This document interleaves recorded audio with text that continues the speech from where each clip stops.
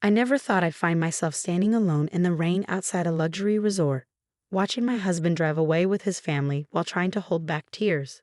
But let me start from the beginning. My name is Emma Chen, and this is the story of how my mother-in-law's cruelty led to the most unexpected revelation of my life.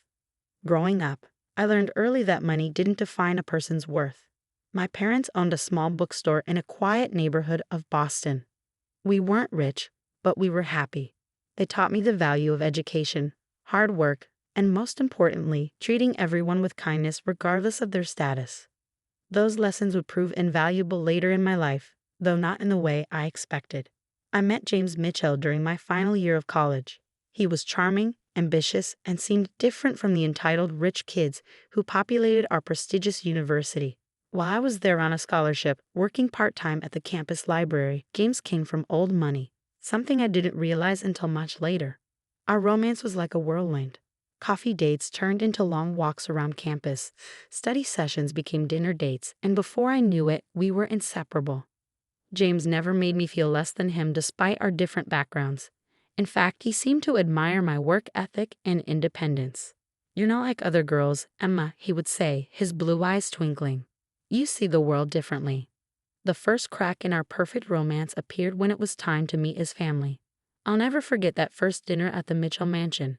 The moment I walked through those imposing double doors, I felt like I'd entered another world. Victoria Mitchell, my future mother-in-law, stood at the top of the grand staircase like a queen surveying her kingdom. Her perfectly coiffed silver hair and designer dress screamed old money. But it was her eyes that made me shiver. Cold and calculating, they seemed to strip away my carefully chosen outfit and see the bookstore owner's daughter underneath. "So," she said, her voice dripping with fake sweetness, "this is the scholarship student James has been spending time with." That night set the tone for our entire relationship. No matter what I did, no matter how hard I tried, I was never good enough in Victoria's eyes. When James proposed 6 months later, her disapproval became even more apparent. "Really, James," I overheard her saying one day, "there are so many suitable girls from good families. What will people say?" But James stood firm, and we got married in a beautiful ceremony. Though Victoria managed to make her disappointment known in every detail she controlled. "At least let me plan the wedding," she had insisted. "We need to make it presentable." The years that followed were a delicate balance.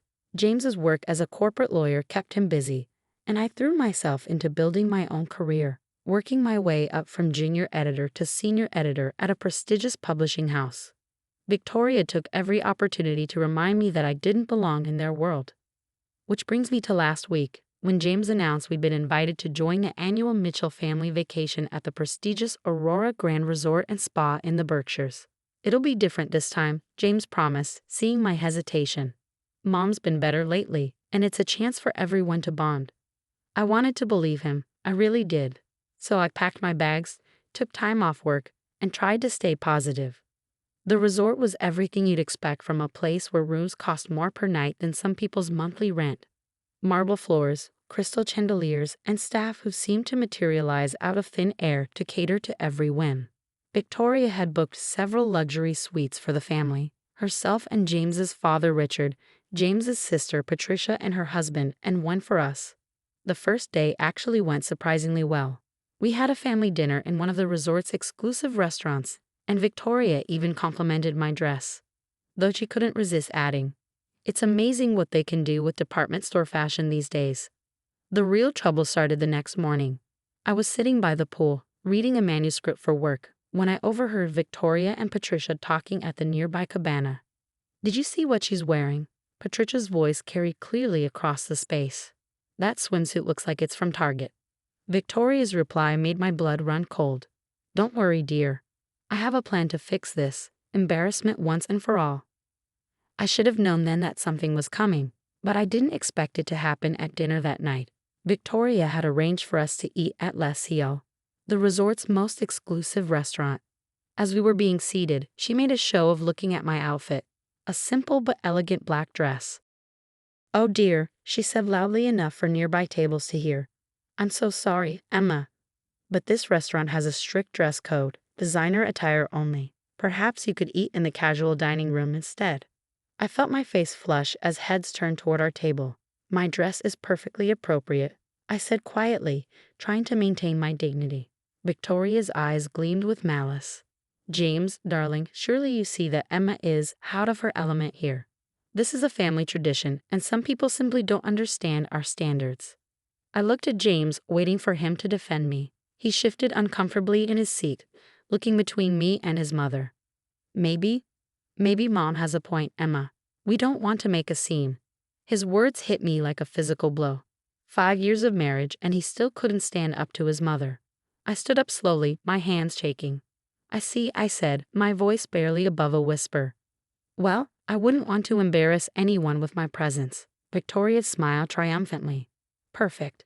James, why don't you help Emma pack her things? She can take a cab back to the city. We'll enjoy the rest of our family vacation properly. I waited for anyone, to object. Patricia smirked. Her husband suddenly became very interested in his menu, and Richard, my father-in-law, just sighed and looked away. As for James, he just sat there, avoiding my eyes. That's how I found myself standing in the rain outside the resort, watching James drive away after helping me with my bags. He had mumbled something about calling me later, about how I should understand that family traditions were important, about how maybe next year would be better. I was about to call for a cab when a sleek black car pulled up, and a distinguished-looking man in his 60s stepped out, holding an umbrella. Miss Chen, he said, looking concerned. I'm Robert Sterling, the owner of Aurora Grand. Would you mind joining me for a conversation in my office? There seems to be a situation we need to discuss. Little did I know that conversation would change everything. As I followed Robert Sterling through the grand lobby, I couldn't help but notice how the staff's demeanor changed when they saw him. Their polite smiles transformed into genuine respect, and several even bowed slightly as we passed. Despite my emotional turmoil, I found myself curious about why the owner of such a prestigious resort would take an interest in my situation. His office was exactly what you'd expect from someone of his position. Elegant mahogany furniture, floor-to-ceiling windows overlooking the mountains, and walls lined with awards and photographs. But what caught my eye was a familiar face in one of the largest photos. My grandfather, Jonathan Chen, standing next to a younger Robert Sterling. Please have a seat, Miss Chen, Robert said kindly, gesturing to a plush leather chair. Or should I say, Ms. Jonathan Chen's granddaughter. I sat down slowly, my mind racing. You knew my grandfather. Robert's eyes softened with what looked like nostalgia. Knew him? Emma, your grandfather was my mentor and closest friend for over 30 years. He was also the original investor in Aurora Grand Resort. My hands began to shake as the implications of his words sank in. Grandfather had passed away 2 years ago, leaving behind a letter that I hadn't been able to bring myself to open yet. His last words to me had been cryptic. When the time is right, you'll understand your legacy. Robert reached into his desk and pulled out a thick folder. I've been waiting for you to visit, Emma. Your grandfather made me promise to explain everything when the moment was right. And after witnessing Mrs. Mitchell's behavior tonight, I believe that time has come. He opened the folder and began laying out documents. Your grandfather didn't just invest in Aurora Grand, he was the majority shareholder. When he passed away, his entire 60% ownership of the resort chain transferred to you. The room seemed to spin. That's impossible. I would have known. Jonathan was very specific about keeping this quiet until you were ready. Robert explained. He wanted you to build your own life, develop your own strength of character without the influence of wealth. And from what I've observed, you've done exactly that. Tears welled up in my eyes as I thought about my grandfather, how he'd always encouraged me to work hard, to stay humble, to judge people by their actions rather than their bank accounts. Even when I was struggling with student loans, he'd insisted I find my own way. There's more, Robert continued, his expression turning serious. The Aurora Grand isn't just one resort. We're a chain of luxury properties across the globe with a current market value of over $3.2 billion. As majority shareholder, you're effectively the owner of the entire enterprise. I sat there in stunned silence, my mother-in-law's cruel words echoing in my mind. All those years of subtle jabs, of being treated like I was beneath them. And I've been worth more than the entire Mitchell family combined. Why tell me now? I managed to ask. Robert's face hardened slightly. Because I've watched Mrs. Mitchell humiliate you in my resort, your resort, and I cannot stand by any longer. Your grandfather built this place on the principles of treating everyone with dignity and respect, regardless of their perceived status. What happened tonight goes against everything we stand for. As if on cue, there was a knock at the door. Robert's assistant entered, looking concerned. Mr. Sterling, Mrs. Mitchell is demanding to speak with you. She's quite insistent. Robert looked at me questioningly. I took a deep breath, straightened my spine, and nodded. Show her in. Victoria Mitchell burst into the office like a storm cloud, her designer dress slightly disheveled from her haste. Mr. Sterling, I demand to know why my son's wife is in your office instead of leaving the premises as requested. We have been loyal patrons of Aurora Grand for decades, and I won't have our family vacation ruined by. She stopped abruptly as Robert stood up, his expression stern. Mrs. Mitchell, I believe it's time you understood exactly who you've been speaking to. Allow me to introduce Emma Chen Mitchell, majority owner of Aurora Grand Resorts International. Victoria's face went through a remarkable series of expressions: disbelief, shock, horror, and finally a sickly attempt at a smile. There must be some mistake. No mistake, I said quietly, finding my voice. Though I'm curious, does the dress code at Les Isles still apply to the owner? Victoria sank into a chair, her legs seemingly unable to hold her up. But you're just an editor. James said your family owned a bookstore. They do, I confirmed.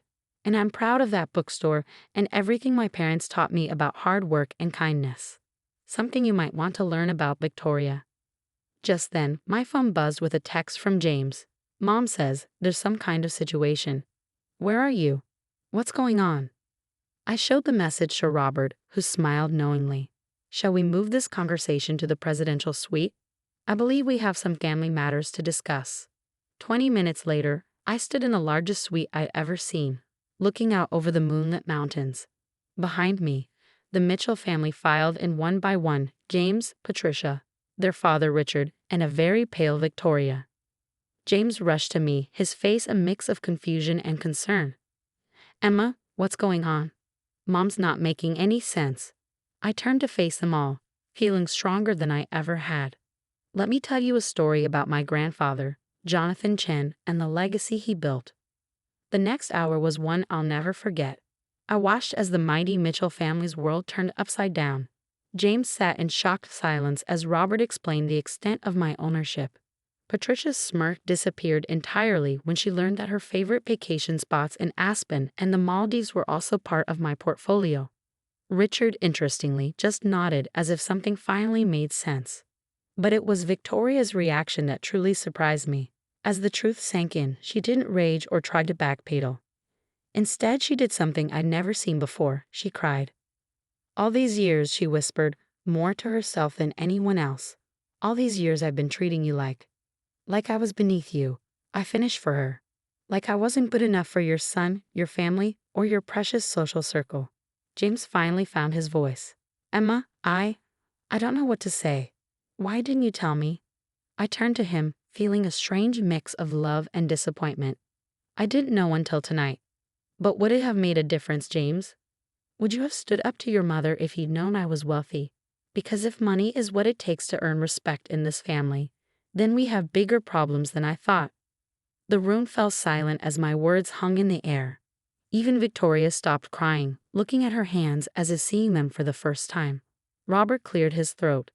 I'll leave you to discuss this as a family. Emma, we can meet tomorrow to go over the details of your position on the board. As he headed toward the door, he paused and turned back. Oh, and Mrs. Mitchell. The dress code at Les Isles has always been elegant attire. We've never had a designer-only policy. We don't believe in discriminating based on labels, something your daughter-in-law's grandfather insisted upon when he founded this resort. The door clicked shut behind him, leaving me alone with the Mitchells and the weight of everything that had just been revealed. What happened next would either break this family apart forever or force us to rebuild on a foundation of genuine respect and understanding. Looking at their shocked faces, I realized the true value of my grandfather's legacy wasn't in the billions of dollars or the luxury resorts. It was in the lesson he'd wanted me to learn and now teach. True worth isn't found in a bank account or a designer label. but in how you treat others when you think they have nothing to offer you. The real question was, were the Mitchells ready to learn this lesson? The silence in the presidential suite stretched on for what felt like hours.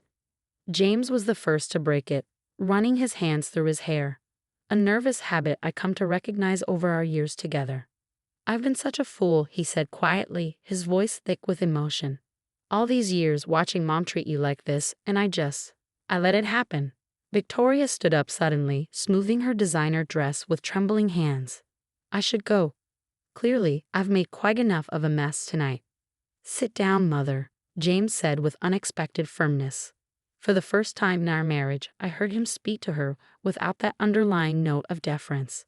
"We're going to have this conversation as a family. All of it."